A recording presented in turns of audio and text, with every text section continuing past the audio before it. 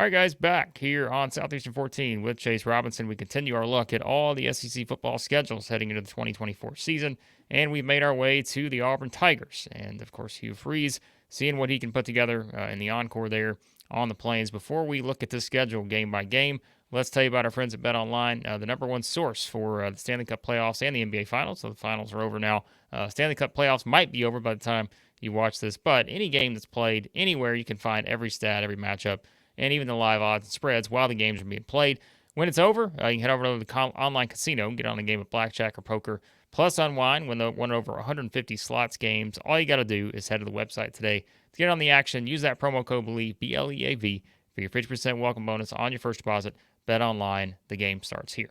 All right, Chase. So, as always, we pull up the schedule here and take a look at the Auburn Tigers. And just, I will say up front, Phil Steele always has an interesting kind of model he puts together to rank the toughest schedules. This is ranked as the second easiest schedule among SEC teams. Missouri would have the easiest. This is ranked as the 56th toughest schedule nationally, just for reference. Missouri's 62nd. So it's at least interesting. There's opportunity here for Auburn, Chase, as we look at this schedule, and especially, I mean, I look at those first four games, and if I'm Hugh Freeze going into my second season at Auburn, I don't know that you could have drawn this up much better in terms of feeling like this is a great stretch. They're all at home. And, of course, even your fifth game's at home when you host Oklahoma. But, you know, when you look at kind of the opponents in the first four games, Auburn should be the favorite in all of these games, and there's a great chance to build some momentum here early and really get into that SEC grind, feeling pretty good about yourselves, knowing that, you know, you can already see the next three games on the schedule after that. But Alabama A&M, Cal, New Mexico, and Arkansas, boy, that's a decent start there for the Tigers.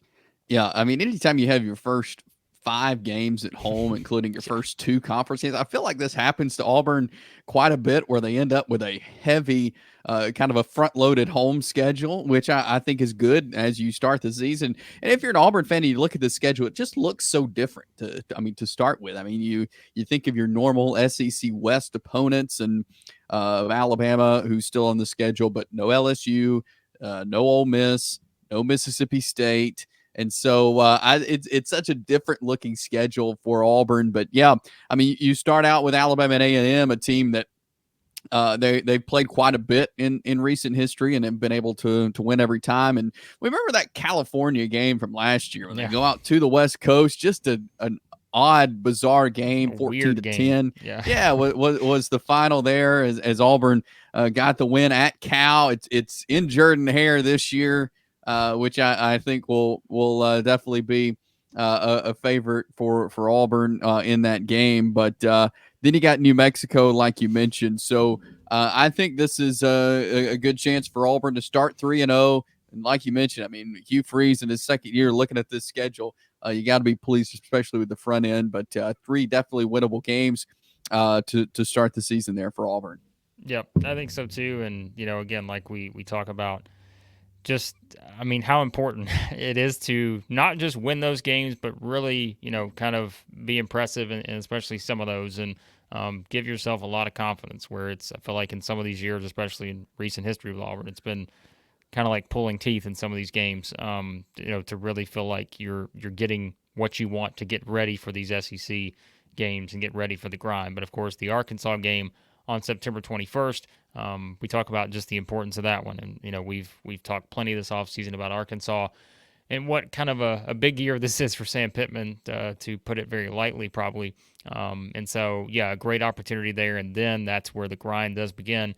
And, you know, even that game against Oklahoma on September 28th, I mean, let's, you know, if we play hypotheticals here, let's say Auburn is 4-0 heading into that game. You know, you're going to feel pretty good about yourselves, because I mean, Oklahoma is a team that's going to come in with a lot of high expectations, as we know. You know, they're going to be a preseason, you know, top 15, top 20 team. And so if you look at it from that standpoint, I think, you know, that's a huge game. And that's where I think, Chase, you talk about so important those first 4 games, because, man, you think about it, if you're able to go 4-0 and then go into that Oklahoma game, that place is going to be rocking. Oklahoma's going to be coming in, by the way, off of a game against Tennessee the previous week. And you think about how big that game is, the Josh Heupel Bowl in Norman. Then you got to go on the road the following week to play potentially a 4-0 Auburn team. again, that's why you're starting to see things sort of connect here. And I'm starting to say, all right, maybe feeling pretty good about Auburn if they're able to get off to a decent start, because this could be a massive game for them.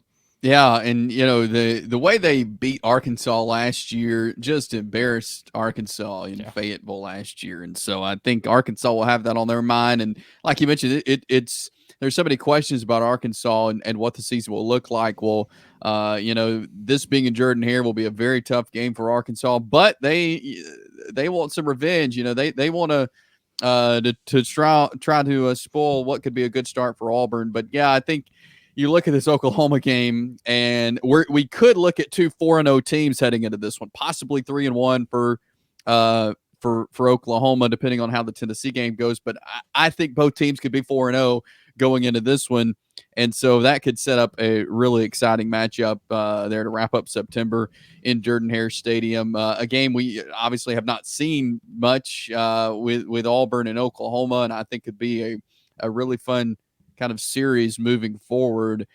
Two really good teams, but I think Auburn having these first games at home, these first two SEC games at home, is definitely an advantage for the Tigers, and Oklahoma, who I think has the second toughest schedule in the SEC. Will learn quickly. Obviously, they've played in some really tough environments, but Auburn is definitely a wild place to play inside Jordan Hare Stadium there. Yep, it is without question. Unfortunately, they have to leave Jordan Hare Stadium at some point, and that's going to come after that game against Oklahoma because, as we said, first 5 games at home. Then they're going to head out for 3 very big road games as they do go to Georgia after that to play in Athens, get the week off. Then they're at Missouri and then at Kentucky. So a pretty rough, it's like, hey, you're welcome for the first 5 games, but then your prize is that you get to go to 3 straight teams here: Georgia, Missouri, Kentucky, and like we said, certainly the Georgia game was going to be very tough. Without question, at Missouri, we know the expectations for the Tigers coming into the season, building off of a breakthrough year for that program last year, and then in Kentucky, which is a team that I still don't feel like I have a great read on, and I feel like that could be one of those. Maybe you're surprised if this is like a 3-point spread one way or the other, given where both teams could be. But no doubt, I mean, that's what we talk about. All the different record combinations for Auburn after those first 5 games. You're gonna feel great if you're Auburn if you can just sneak one of these wins out, which to me, Kentucky probably looks most likely there just based off of the 3 matchups. But yeah, we talk about how good it is for Auburn to have those first 5 games at home, like you mentioned, but to have to go to Georgia and Columbia, Missouri, back-to-back weeks, that's tough. I mean, Georgia obviously is one of the favorites to win the college football playoff. Missouri is a favorite to make the 12-team playoff. So that's 2 really tough back-to-back road games. And then Kentucky, like you mentioned, I mean, it's so hard to tell with Kentucky now being under the direction of Brock Vandagriff at quarterback. What's their offense going to be like? Is their offensive line going to be improved? I think it's a big question for Kentucky. And so, yeah, I would definitely say that Kentucky game is definitely the most winnable game. Now, if Auburn has rolled through the first 5 games and their offense is way more consistent than it was last year, then maybe we could look at maybe an upset in Columbia, Missouri or something like that. We saw the way Auburn played Georgia last year. I mean, it was a 1-touchdown game. Georgia won it. So I think if this Auburn team is playing with some consistency at this point, the talking points on these 3 road games could be much different than what we're talking about right now. Yep, I agree, and I think something else. And every team's different now with the transfer portal and all that. But like, I think it's we know how Auburn finished last year, and we know there was the disappointing loss to New Mexico State in there and all that. But we were also talking a lot about, man, this team lost a lot of close games, and they were right there with a chance. And that's why I think this is such an interesting schedule, because that's what we talk about. Like you said, what happens if Auburn is kind of humming right along, and then that game at Missouri, you feel like you got a shot there. Kentucky, that's a game that, like I said, probably a field goal spread one way or the other, and a lot of opportunity early on with those home games. So I think the schedule, and now I can start to see it. I'm like, okay, I can understand maybe, you don't ever call an SEC schedule easy, but if you're ranking them, I can see why there's opportunity here for Auburn when you just look at the way this thing plays out. Because after Kentucky, you get Vanderbilt, which let's call it what it is. I think Vanderbilt may be improved from a roster standpoint, but probably still going to be an uphill climb for Clark Lee's team this season. So that's going to be a tough matchup. And then you get another week off. You got ULM. Then you get Texas A&M at home. And then you finish up with the Iron Bowl, which, speaks for itself. But I'm telling you, Chase, like, I'm just like, Auburn to me has catapulted itself into one of the more intriguing teams in the SEC this season. Because as you see the way this schedule plays out, I can't imagine that if I'm Hugh Freeze and I'm looking at this and I'm thinking of all the possibilities or, scenarios of how this schedule could have played out. Other than that sandwiched one in the middle here where you're at Georgia, but then you get a week off, go to Missouri, go to Kentucky.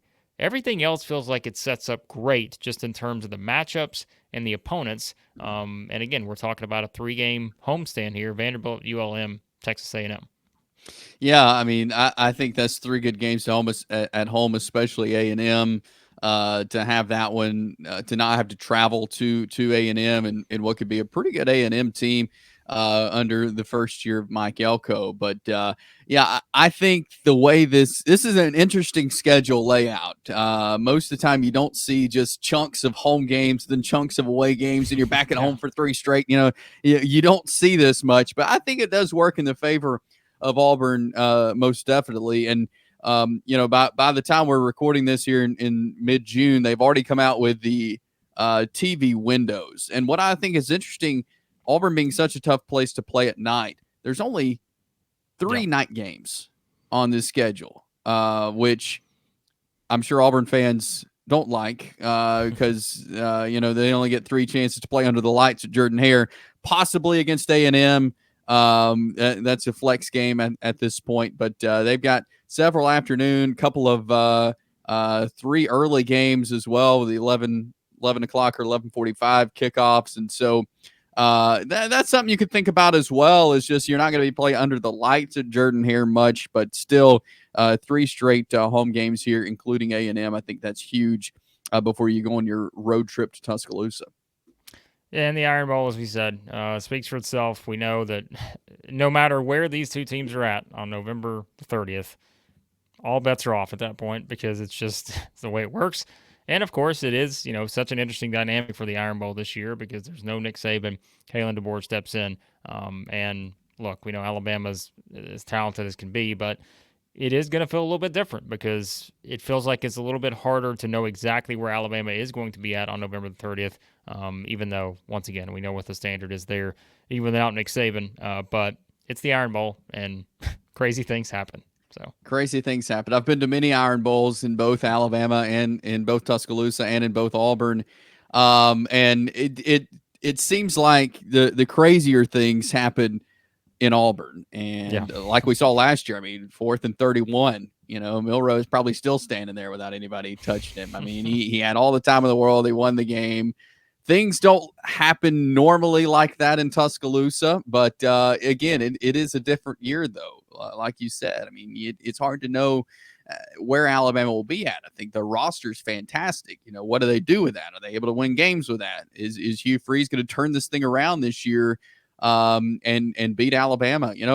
There's so many questions in this game, but yeah, it's a rivalry game, and just like any rivalry game, just forget everything that's happened. Anything can happen in this game, and it will be a fun November 30th matchup regardless there in Tuscaloosa. And again, not sure what the time window of that game is. It's a flex week, so it could be afternoon or it could be night, but regardless, it's going to be a fun game there in Tuscaloosa.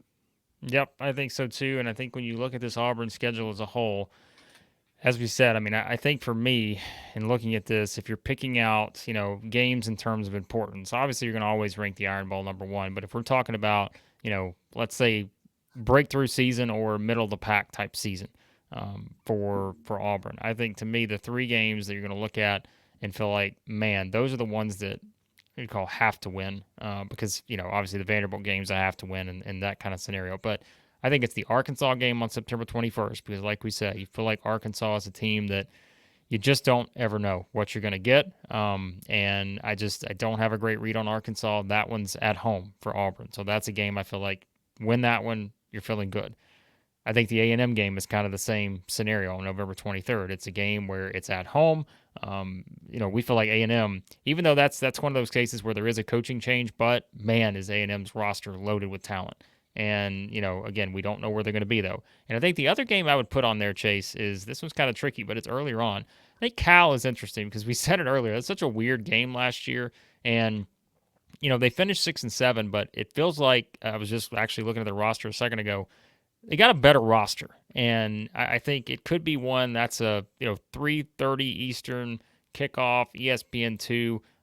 So it's not our Pac-12 after dark here or anything, but that's another one where you think about how that early part of the schedule sets up, and two of those three games that I mentioned, Cal and Arkansas, being in there, man, those are games where you feel like you got to win those games if you want to, be where you want to be later in the season.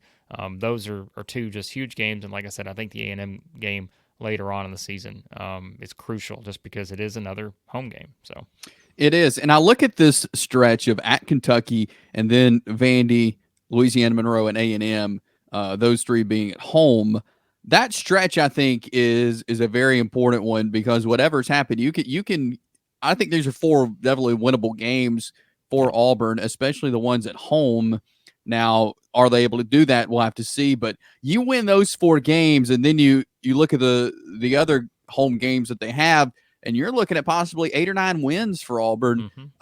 In coming off of last year's only 5 wins. So I think this could be a huge turnaround if they're able to win the games that they should and most likely be favored in. I think this could be a pretty good year for Auburn.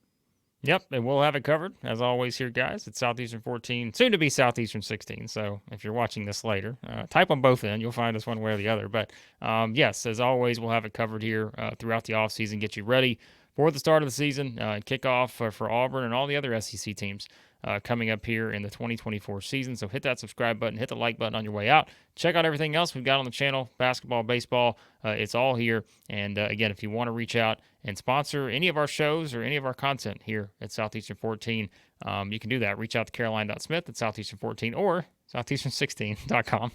Take your pick. Try both, depending on when you're watching this. But again, we appreciate you guys watching as always, and we'll talk to you again here soon at Southeastern.